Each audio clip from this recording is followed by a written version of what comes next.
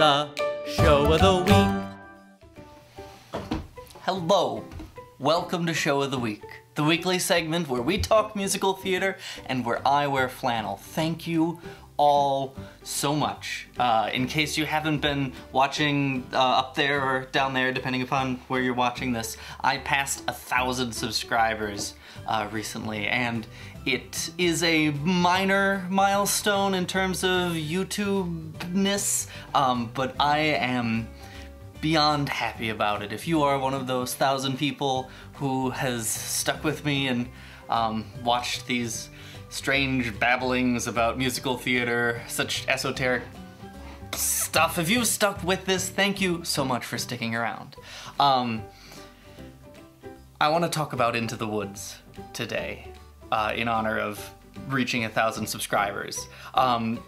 People ask me all the time what my favorite musical is, and I try not to answer, because in the end I enjoy all musicals. Really, every single musical, I really like it. So I would never call Into the Woods my favorite musical, but it is certainly one of my favorite musicals. In case you haven't heard, they're coming out with an Into the Woods movie. It comes out on Christmas, and I'm nervously and apprehensively excited about it.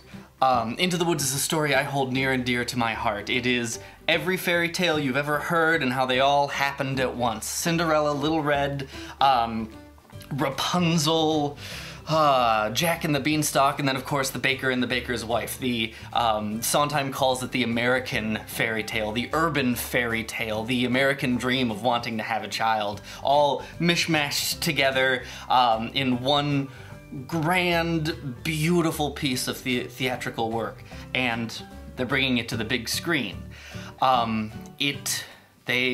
Okay, here are some things I think about Into the Woods coming to theaters. It's great that they have a trailer out with singing in it now. Even more exciting about the most recent trailer, if you watch it, almost everything they say in that trailer is straight from the libretto, which is very exciting in terms of musical theater stage-to-screen transfers. A lot of times when a popular piece of musical theater makes it to the screen, the script, the book of the musical undergoes a lot of rewriting, and it seems like they haven't done that much this time, which is great. It's a beautiful libretto. It's exactly as complex as it needs to be. One thing I am halfway between concerned and excited about in the movie is when you do a piece of musical theater on stage, you don't have a lot to work with. It's very raw, it's very specifically about the characters and about the story. No one is expecting giant, grandiose settings or special effects or anything, because they know they're in a theater. They know the walls end on certain sides and you're only gonna get what fits in there. In a movie, the world is expansive and immense, and they certainly seem to have taken the epic route with the production design of the movie. The wood looks huge and magical, and there's castles and the sky where Jack goes to the giant. There's all sorts of huge, big things going on, and I hope that that does not take away from the specific character story of the piece, that we still are able to zoom in on and focus on these characters. It's an ensemble piece, so it's really easy to get lost in the mishmash of everyone's story, and I hope the specific stories, the specific moments, the very personal changes that each of the characters go through don't get lost in the giant epic woods that the movie is going to create. Very specifically, I have a couple things I'm interested about, much relating to form as far as the movie is concerned, because Into the Woods is a take on the fairy tale form. It plays off of that a lot. There's the narrator that frames the story, and it is framed as a story. It begins with Once Upon a Time, and Act 1 ends with Ever After. You know, it literally putting book covers on it, almost. Not quite literally, whatever. In the trailers and on IMDb, there is no narrator listed. It doesn't appear as if they're using a narrator in the story, which could be a very cinematic choice, certainly. It is more difficult and more jarring, I think, to break the fourth wall in cinema. It's much easier for an actor on stage to turn to the audience and be like, "Hi audience, I'm aware you're there." Whereas in the cinema, on movies, it's more jarring, I think, to do that. So that may be a good choice they've made as far as that's concerned, is removing the narrator. But what makes the narrator's part so enjoyable, if you've ever seen Into the Woods, or if you've watched my video on it that I made a couple years ago, the narrator gets killed in Act 2. It's a very important character moment when near collectively, each of the characters at least has an opinion about whether or not to kill the narrator. After a bunch of people have been murdered and the witch throws him into the giant and everyone reacts positively or negatively to that, it's a big turning point in Act 2 and drives the final arc of Act 2, the narrator dying. If he's not there, what's gonna drive that part of the story? I'm really interested to see how that plays out. And kind of along the same lines, Into the Woods, if you didn't know this, Into the Woods is actually the most popularly performed high school musical. More high schools in America perform Into the Woods than any other musical, which has led to the creation of Into the Woods Junior, which I'm sure I hear you all scoffing in the back when I say Into the Woods Junior, like, ugh, Into the Woods Junior, it's just Act 1 of Into the Woods. Yes, I know. It's a wonderful thing that the junior MTI shows do, that they bring accessible theater to young children, allow them to experience. I think that's great. That's time for another video. But Into the Woods is very specifically structured in 2 acts. Most musicals, despite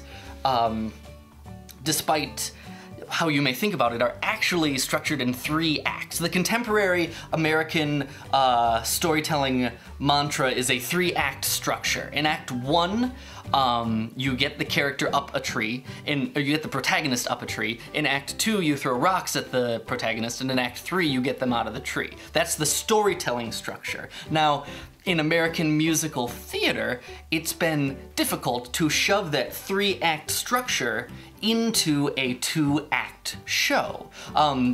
There's theories as to why we've moved to a 2-act show. Most of them circle around the fact that if you give an audience 2 chances to leave instead of 1, they're more likely during 2 intermissions. So the discussion of where you put the story structure Act 2, whether you put it into the real Act 1 or the real Act 2, it's an interesting discussion. It's an argument, it's a point of analysis among a lot of musical theater scholars.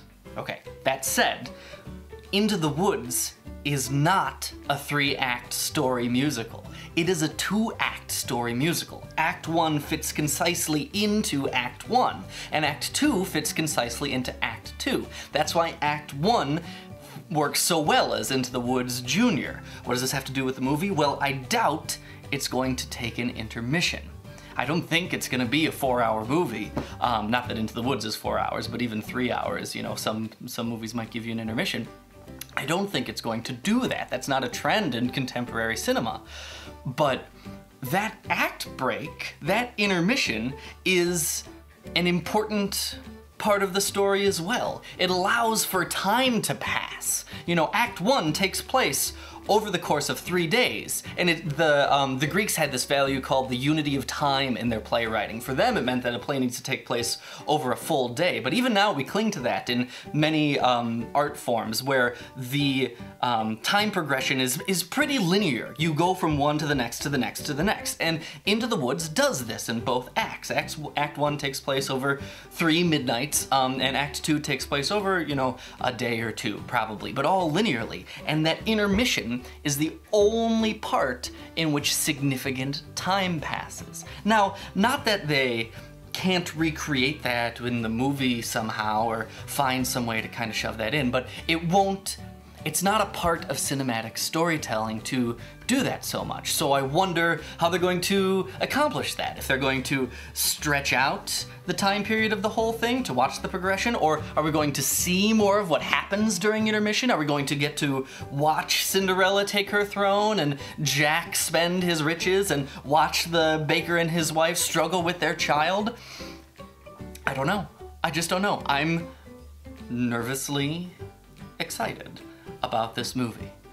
And I wanted to tell you because you're around and you're listening to me, and maybe you're not one of the initial 1,000 subscribers that I've gotten. That's fine. Come join the next 1,000. Hopefully we'll hit 2,000 soon. Thank you so much for watching. I will see you next week. Have a good one. Bye-bye. Whew. I hope some of that made sense. Burp.